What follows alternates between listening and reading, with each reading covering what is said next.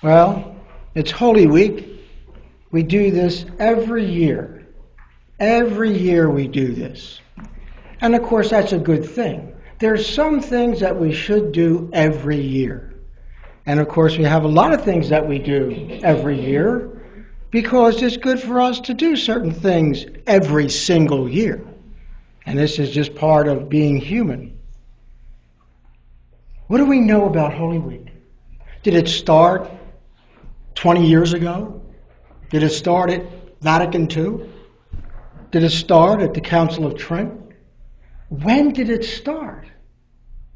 Well, it's very interesting when it started.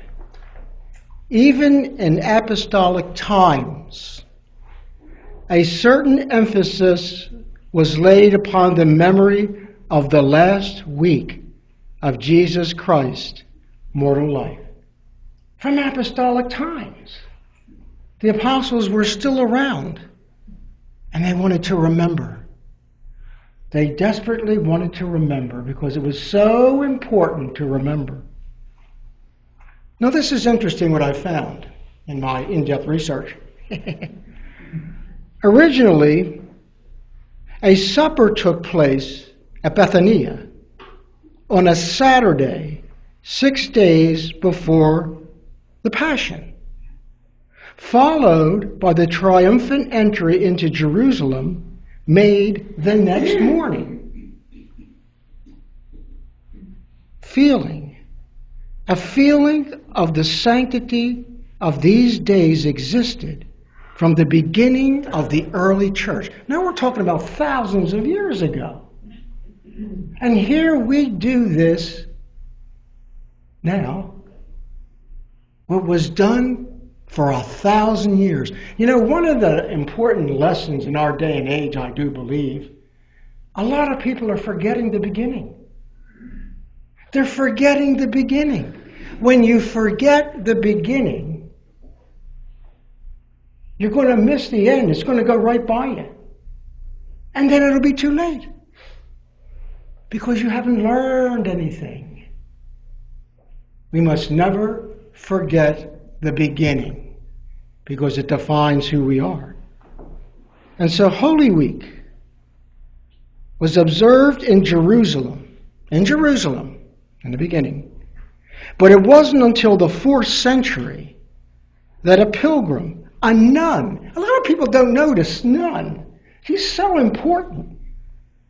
This nun, known as Sister Otheria, recorded every single detail, a detailed account of the whole week, like we have today, the 4th century. Because what happened was, then it spread like wildfire throughout the Christian world. That's an amazing thing for us to never forget. Sister Otheria said this. There's some things that she did record. Began the week of the Pasch, which they call here in Jerusalem the Great Week.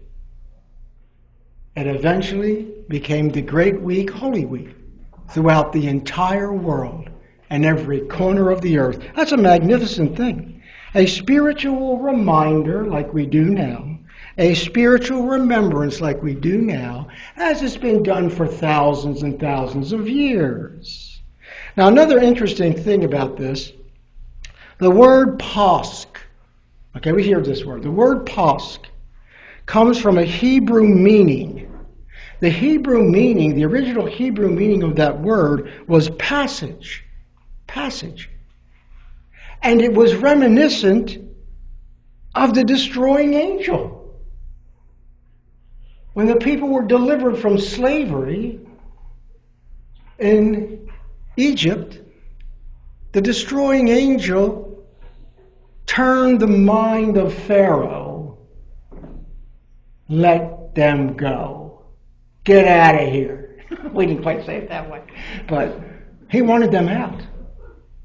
And so when we think about that, the passage, the destroying angel, Jesus has destroyed death. That's a magnificent thing. But also what happened, but the Greeks, tweaked it a little bit.